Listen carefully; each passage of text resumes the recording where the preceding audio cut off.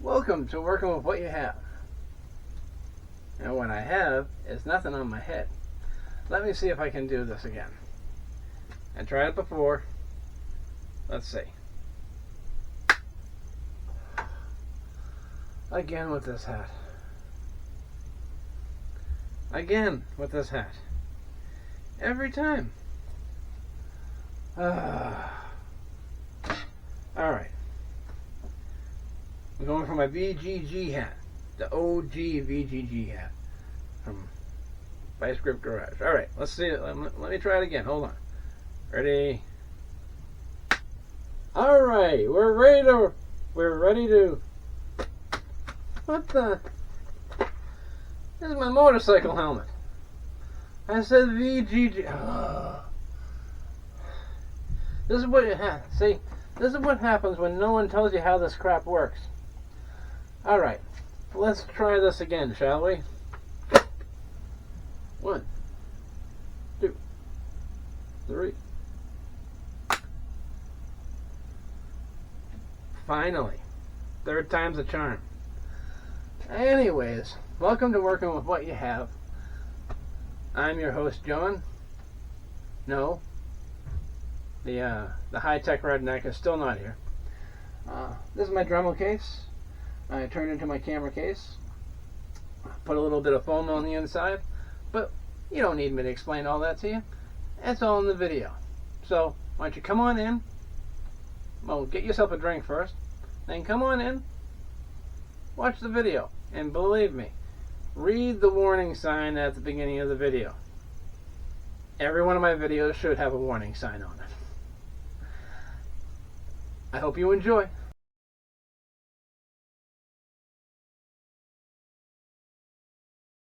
Alright, how you doing? Well, this is my Dremel case. And my Dremel that I was using in another video to cut a little hole for a switch I've been putting into my power tool. This is the case that it came in, along with all the accessories that came with the camera. Most of them I don't even use, but some of them you just keep on hand just in case, you never know. So what I'm going to do is these inserts, that's all they are. It's just it's probably plastic welded, but it's hollow inside. So all I'm going to do is cut along the edge with the Dremel and take out these inserts. And I have some foam padding I received not too long ago in a shipment from Amazon. And I'm going to turn this, I'm going to have a nice soft interior for my cameras. And so that's what I'm doing with this right now.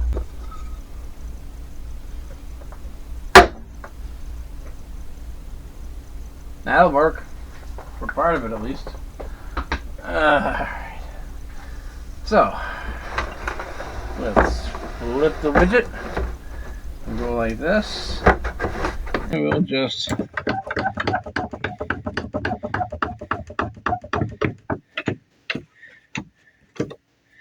keep it secure. Actually, I should have done this.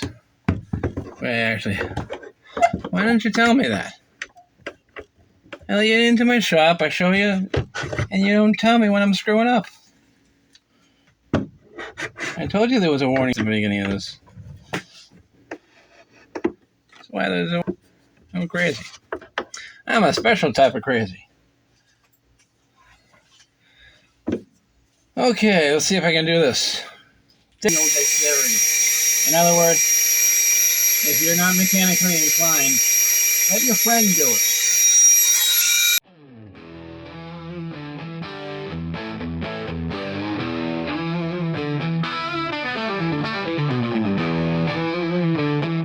People will be saying, well, you know, you should cut a little bit closer to the lip. No, you cut out some structure. That's just keeping some of the stability that's going to be left in this, because a lot of this helps with stability. You just want to keep like on the inside of this, so it has something to grip onto. I know it sounds weird, but who knows? Maybe Adam Savage will watch this and agree.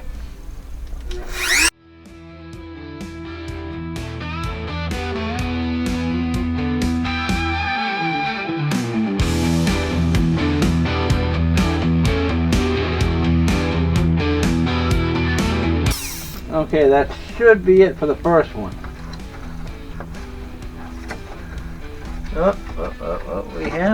We have a few problems here. Aha! There's a few spots. Okay. Don't panic.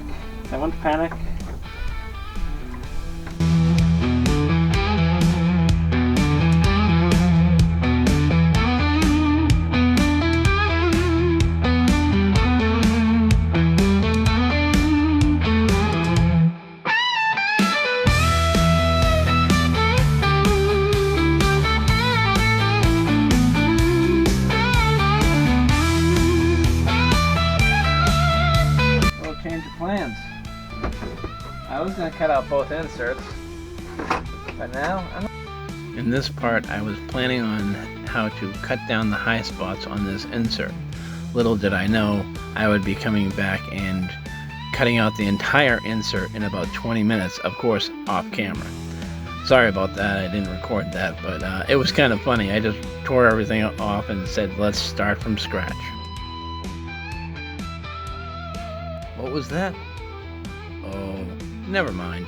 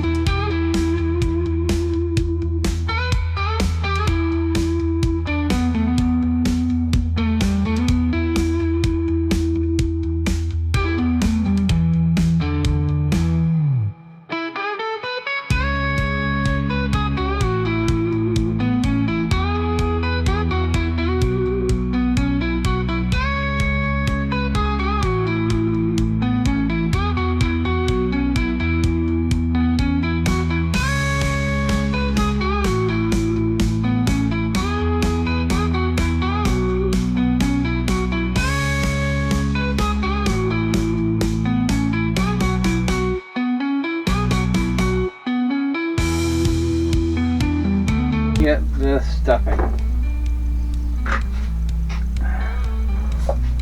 So.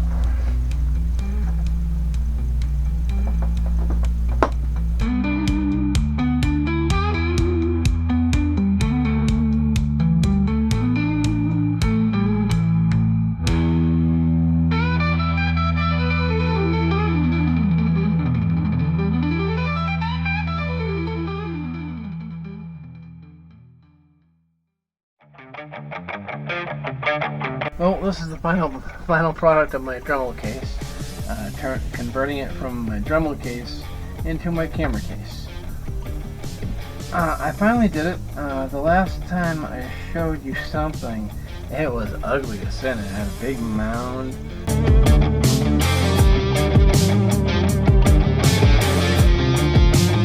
I know I left it in the video because I wanted to show you how ugly it was. So what I ended up doing was I ripped all that off because that wasn't doing anything for me. I know I got little bits and pieces in here right now, pain in the butt. But what I ended up doing was taking all that out and then going around and actually cutting out the insert like I should have in the first place. And then just layering this in for my camera case. So yeah, if you got an old toolbox and you're and you need a soft case, soft inside, a protective case for something, you can convert it into something like that very easily. Especially if you have a Dremel. Even if you don't have a Dremel, there's all little ways you can. I'm using a pair of shears. I'm not going to say it's going to look particularly pretty, but you could use a pair of tin snips, shears, some heavy-duty scissors. No, not your mom's sewing scissors because she would kill me. No. But yeah, if you have a Dremel like I do with the rotary saw on bit, it makes very, very short work of this, and makes yourself a nice little soft case for whatever you happen to want a soft case for. If you want people to think, oh, that's just a Dremel, then no, it's not just a Dremel. So I'm now going to load this back up.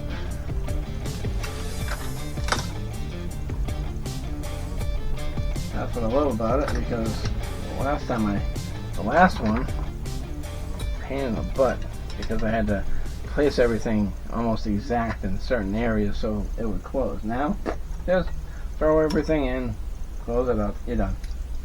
It's nice and easy peasy. That goes to something, I just don't know what yet though. I'll load everything back in. So that's the end of my video for my case. I want to thank you for joining me and watching me tear apart a perfectly good Dremel case and turning it into my camera case. This is working with what you have, and sometimes you never know what's going to come about. So like I said, this is working with what you have. Now, find a project, anything, create something. Just find a project to do a project, find a model to make, just create something. I know there's do-it-yourselfers out there that are probably wondering whether or not you can make a YouTube video. Well, I've done it. I've done a couple of them. I'm not saying they're particularly good, but I've made a few. So this is my camera case.